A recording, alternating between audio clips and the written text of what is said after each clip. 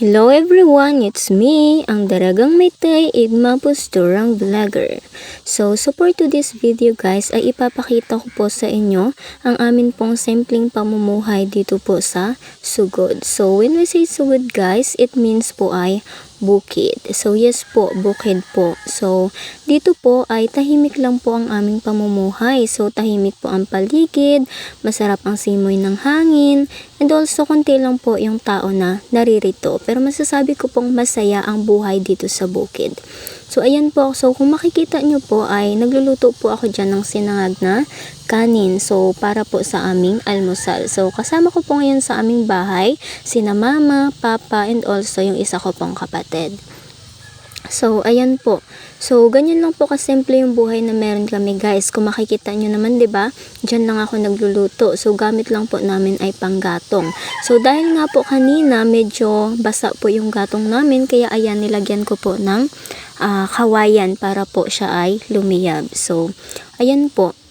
So habang nagluluto po ako, update ko lang po kayo sa kwento ng aking buhay or sa life ko. So ayun, as of now po ay masasabi ko po na namumuhay ako bilang isang single. Yes po, single. So kasi po kaka-break lang namin ng boyfriend ko noong October. So magti 3 months na rin po. So ayun po, sa mga merong jowa dyan, masasabi ko po na hindi po lahat ay merong forever. So depende po yan sa pag-handle nyo ng situation. So minsan kasi meron pong mga relationship na sobrang toxic na po and need na po talagang bumitaw. So yun po, so single po ako, meron naman pong nanliligaw. So pero nasa malayong lugar po siya. So kaya sinasabi ko sa kanya na if willing ka maghintay na makapagtapos po ka ng pag-aaral, ay sige, payag. Di ko aatrasan yun. Pero depende sa'yo kung makakapaghintay ka. Pero kung hindi, go. Marami namang iba dyan. So, sa ngayon po talaga yung goal ko lang is yung makapagtapos po ng pag-aaral. Doon po ako nakafocus sa pag-aaral ko and also sa family ko po. Kasi yun nga, mahirap lang yung buhay na meron kami. Kaya, kailangan po namin magsikap mag-aral para po makatulong sa aming pamilya. So, ayun, marami rin po kaming mga struggles na nararanasan ngayon, mga problema, pero naniniwala po kami na nandyan yung Panginoon para gabayan kami. Kaya hindi po kami nawawala ng pag-asa or hindi po kami sumusuko sa anumang mga pagsubok na nararanasan namin.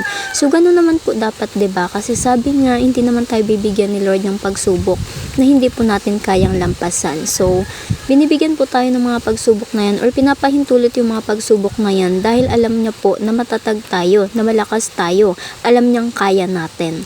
So kaya yun, kailangan lang natin ng strong faith po pagdating sa mga ganyang pagsubok. Huwag po tayong mawawalan ng pag-asa. Kailangan po nating maging matatag. So sabi nga, ilang beses ka mang madapa, bumangon ka ulit. Kailangan kang lumaban ulit. Huwag kang magpapatalo. So yun po. So, sa pag-aaral naman po, alam po natin na hindi naman ganun kadali ang mag-aral kasi kailangan natin ng budget sa araw-araw, lalo na po kami nagbo-board lang po kami. Pero hindi po kami nawawala ng pag-asa. Prayer lang po talaga ang meron kami. So, ayan po. So, sa part po na yan is kumakain na po kami dyan. So, kung nakikita nyo po, nandyan po si Papa, kasama po namin siya kumakain. And then, yung isa ko pong kapatid. So, si Mama po kasi, sabi niya, susunod lang daw po siya kasi meron pa po siyang ginagawa. Sabi nga namin, sumabay na siya, pero mamaya na raw. So, dito naman po is tapos na po kaming kumain. Kaya po, ayan ako, nililigpit ko na po yung amin pong pinagkainan. So, ganyan lang po guys yung routine namin dito sa araw-araw kapag nandito po kami sa aming tahanan. So, kasi po, by Sunday po, baka bumalik na naman po kami ng Puerto. Sunday or Saturday. Kasi po doon po kami nag-aaral. So, third year college po ako. Sa Fulbright College po kami nag-aaral ng kapatid ko. Yung kapatid ko naman po ay first year college. So, yun po. Di po di ba halata? Kasi nga, ayun, dalaga na ako, pero maliit pa rin. Pero okay lang yan, at least cute naman. Cute ba yung height? So, yun. Ang importante guys, nabubuhay tayo. Kahit ano lang man yung meron tayo. So, hindi ko po ikinakahiya yung pamumuhay na meron kami or yung buhay na meron kami. Kasi hindi lang naman po kami yung mahirap eh. Marami naman pong mahirap. Ang importante lang po ay nagkakaisa, masaya, at yun, nagsisika po para po umangat sa buhay. So, yun. habang patanda po ako, dun ko po na-realize na kailangan po pala yung isipin natin yung mga bagay na pangmatagalan, hindi yung mga bagay na panandalian lang yung saya na maidudulot sa atin. So, yun. So, ayan po, dyan po ay naguhugas na po ako ng amin pong pinagkainan. So, ganyan lang po. Dyan lang po ako humuhugas ng plato. So, ayun. So, pero para po sa akin, mas pipiliin ko po yung buhay sa bukid kaysa buhay po sa syudad.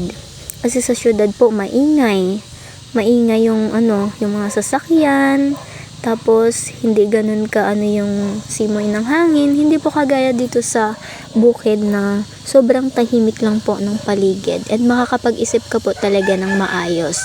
So ayun, so dyan po nagwalis ako ng paligid, so pero kinat ko na lang po yung video, hindi ko na po siya inano as full kasi nga po masyadong mahaba. So yun, dalawa na lang po kami dyan ng kapatid ko na iwan. Kasi po sila mama at papa, umalis po sila, nagpunta po sila ng Magara dahil meron po silang importanteng gagawin.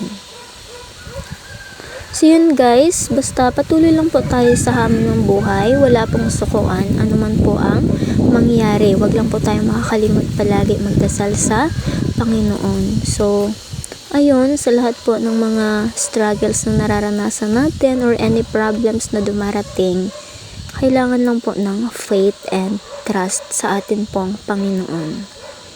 And then, sa mga katulad po namin estudyante, patuloy lang po tayo sa pag-aaral hanggat nandyan po yung mga parents natin na nagsusuporta sa atin. So guys, ayan po yung paligid. Ganyan po yung paligid sa harap ng aming bahay. So kung makikita nyo po, merong mga kanyugan, puno ng kahoy, basakan. So yan lang po yung makikita nyo. So God bless everyone. Thank you for watching. Ingat po kayo palagi.